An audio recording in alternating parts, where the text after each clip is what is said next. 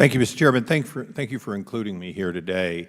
As Mr. Victor said, I represent and have represented San Onofre for 16¾ years.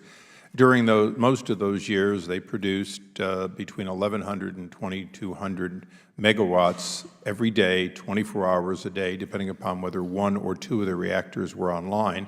And of course, more than half the time, two reactors were online.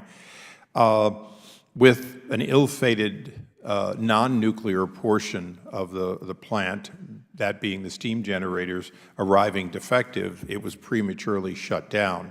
And so one thing, Mr. Victor, if you'll describe briefly the situation that we deal with, because all of the spent rods had to be removed, brand new ones, from two reactors unexpectedly and then put into water storage.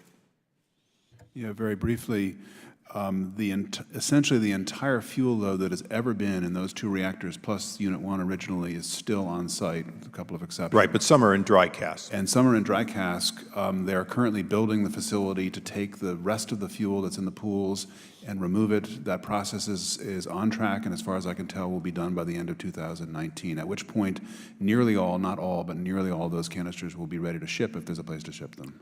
So with the early demise, with the plans to build an above ground, and I call it above ground, but it's slightly below ground, a holding area a few hundred feet from Interstate 5, a few hundred feet from San Onofre surfing area, the Trussels, and on an earthquake fault, we will have 30 years of 3 reactors worth of spent rods sitting in dry cask from more or less, and I'll use 2020 if you don't mind, for 10,000 years if we don't find a solution. Is that correct? That's correct.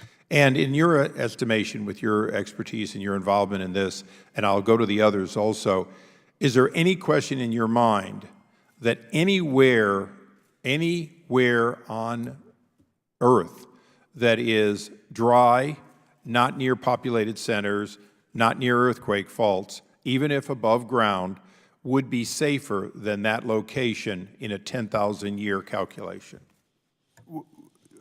Anywhere, that's a strong standard. I mean, maybe well, let's take middle of this room is probably not a good idea. Let me take, for example, one that I personally witnessed. We did underground testing at Area 51, the nuclear test center in Nevada, not Yucca, but another place. Anyone can Google Earth and see mounds left over from those underground tests.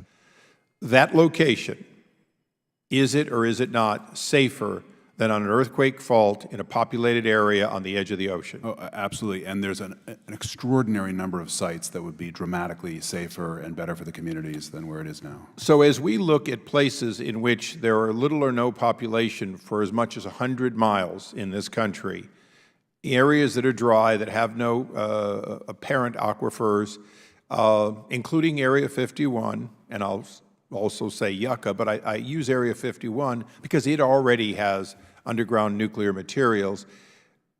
We have a large amount of places that are better, maybe not perfect, but better.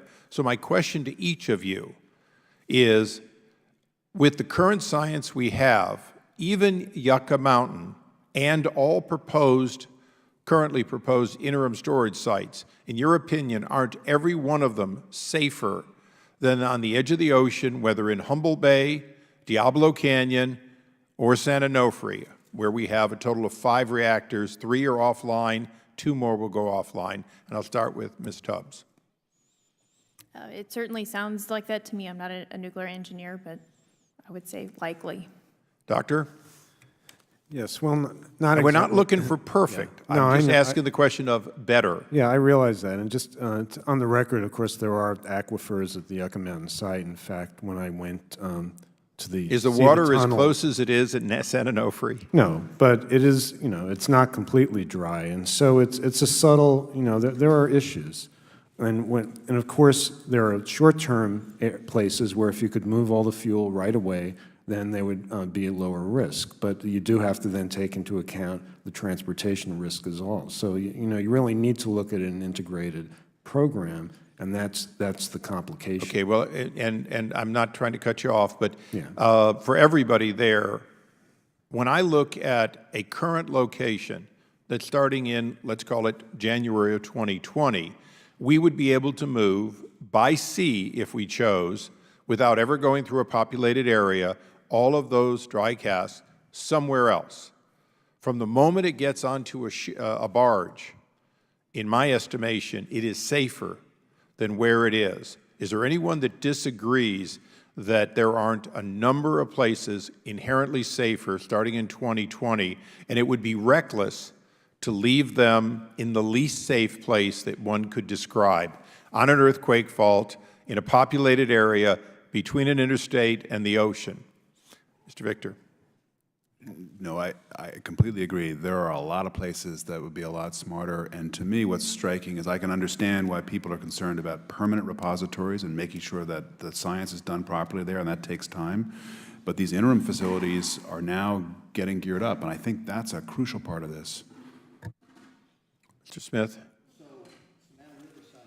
On a geological fault, and we store thousands of canisters and waste tanks with single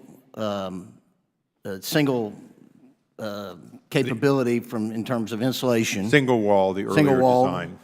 Insulation, and we're now double stacking canisters. And while we do what I consider a very safe job, with as time moves on, you know, that's going to become much more problematic to my community. So I certainly think they're a geological repository, and if you've ever been to Yucca Mountain, it certainly seems to be the best fit for that material.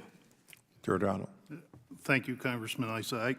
I will say this. I've been to Yucca Mountain. I've looked at the National Laboratory experiments. I've witnessed it with my own eyes, and I can tell you that every part of my nuclear-trained background and mind tells me that if you can't do it there, you're going to have a hard time finding any place to have a deep geological repository in this country. You have to be able to do it there, and I think we've proven that by the national laboratories. Additionally, we need to make sure that we don't allow interim solutions, and I'm certainly open to interim storage, not on site, but consolidated. But we have to make sure that that doesn't become the new bottleneck simply kicked down the road for the next generation to solve. Because, sir, I have to tell you, I honestly believe that we have a moral imperative to solve this problem and solve it now. And that begins with both short-term solutions and long-term solutions, permanent solutions at a repository. Thank you. Mr. Chairman, if I can close briefly with a short statement. In my district, just a few miles from San Onofre, for 40 years, we stored a rather controversial gas and detergent mixture that was used during the Vietnam War. And that was brought in by regular trucks, and it was shipped in and out. As the years went by, what we discovered was it was a $100 million massive effort to eliminate what was basically gasoline.